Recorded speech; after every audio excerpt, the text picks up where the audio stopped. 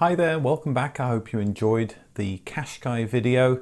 It was such a big video with so much stuff in it because David gave me so much information from the interview, and he allowed me to take some bits out of the book. That many of the bits that I wanted to get in had to be left out, so this is a great opportunity for me to get them in now. So first of all, there was a real fight between Nissan in Europe and Nissan Japan over who would actually run the project.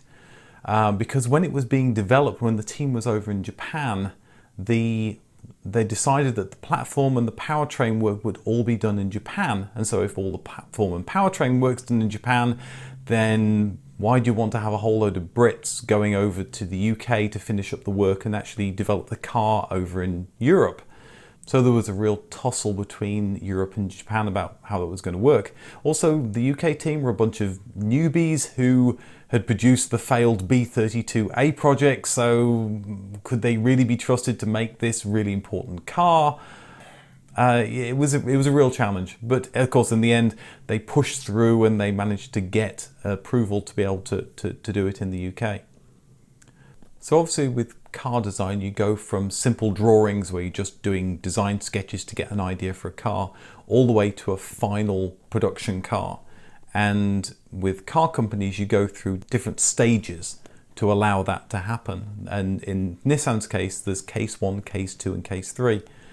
And with the case of the UK team, they were at case 2 stage and they were pushing to get to case 3, and they hadn't got official approval. In fact, I think there wasn't any team outside of North America and Japan had ever got anything to case 3.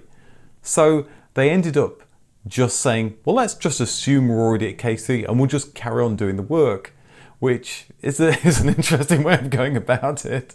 But it worked. It worked very well for them. So the amount of cost-cutting work that the team did really shouldn't be underestimated. They spent hours of merciless work just trying to, what they call nickel and dime the suppliers on every little tiny bit to try and get the car to be profitable, which is why it was such a great car for such a reasonable price. They ended up, the Nissan team in the 1990s had used a lot of Nissan's traditional suppliers. And when it came to the alliance, when Renault came in, it allowed Nissan to use a lot of Renault suppliers. And of course, a lot of these were a lot more local to the Sunderland factory than a lot of Nissan's suppliers had been. So that really helped drive down the costs. Another thing is the team worked really hard to get the car to market. They worked 30 days straight towards the end of the project. That is, they didn't take any weekends off for a whole month.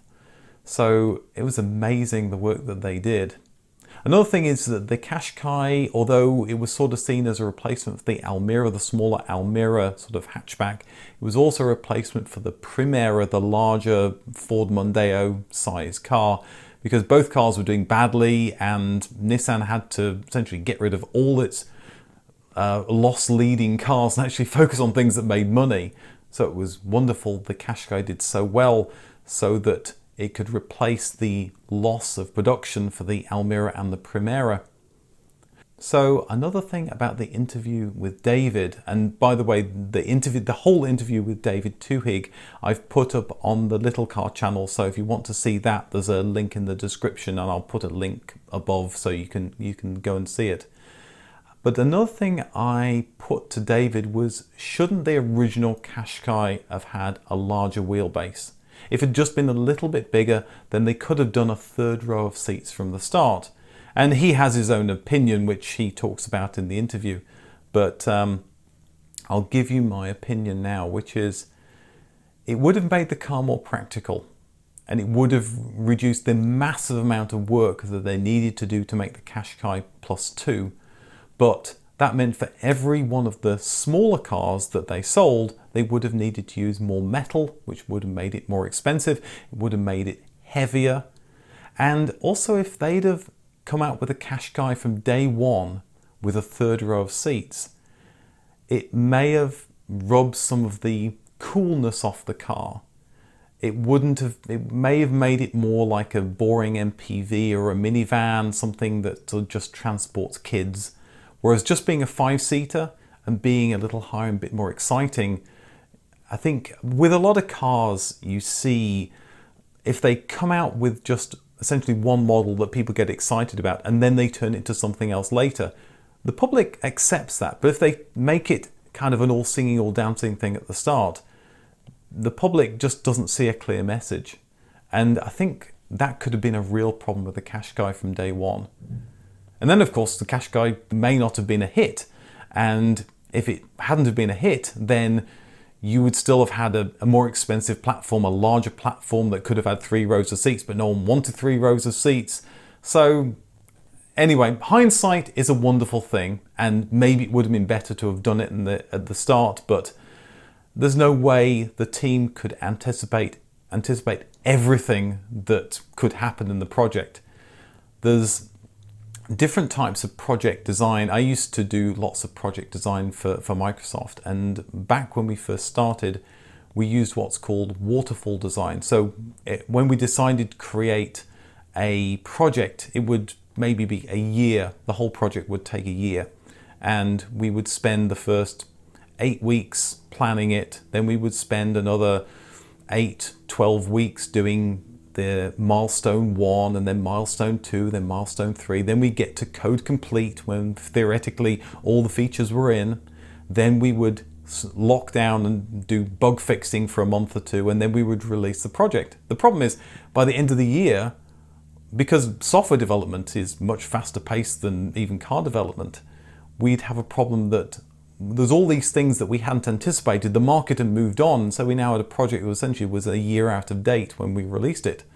And also, you didn't really know what features would take longer to do and what would be easier to do, and we'd end up dropping a whole load of things. So we moved to an agile model, where essentially we said we're just going to do 2-week sprints, and we'd only do work for 2 weeks. We'd do the planning work for it, and we'd just do the coding for 2 weeks of work. So you obviously wouldn't get much done, but you'd end up doing lots and lots of little 2-week, or some people even do 1-week sprints.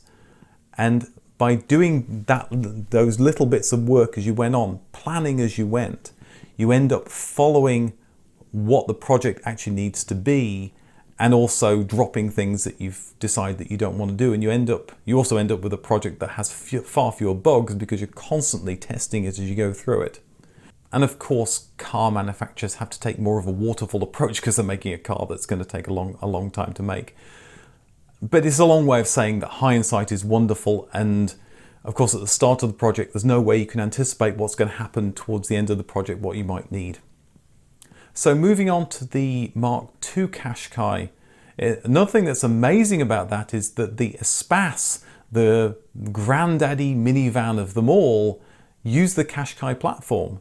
So it's surprising that the Qashqai platform could be used for so many different things, this new modular platform they created for the Mark II project. So the Qashqai highlights the success Renault and the Alliance had, not just to rejuvenate Nissan, but also to make Renault more profitable. With Mitsubishi now coming under Nissan, now being essentially owned by Nissan, maybe it will rejuvenate Mitsubishi as well. Maybe it will put Mitsubishi on the right track. So finally, there's a big pushback on the ubiquity of crossovers. One thing I see in my videos is so many comments about people saying, I hate crossovers. They're boring, they're bland, they're just taking over the world. We want cars of old. But obviously people love crossovers, or they wouldn't be buying them. And particularly as we move to electric vehicles, with the batteries in the floor, it will make these cars even better at handling than they are today. Because obviously high-sided cars with a low center of gravity for all the batteries will make it even better. I mean, if you look at the Tesla Model X and Model Y, you know, those cars are very good at handling, but are really quite tall vehicles. But anyway, the pushback against crossovers being bland, well, they were really exciting when they first came out and everyone was really excited about them, but now of course they're everywhere and everyone's so bored with them because that's all you see on the road. But fashions come and go, and I'm sure at some point we'll see another revolution in car styling, and then people will get excited about that. But certainly at the moment there are a lot of crossovers on the road, and they are a little dull to see. Anyway, that's all I have for the optional extra video. Thank you for watching, and I'll see you in the next video.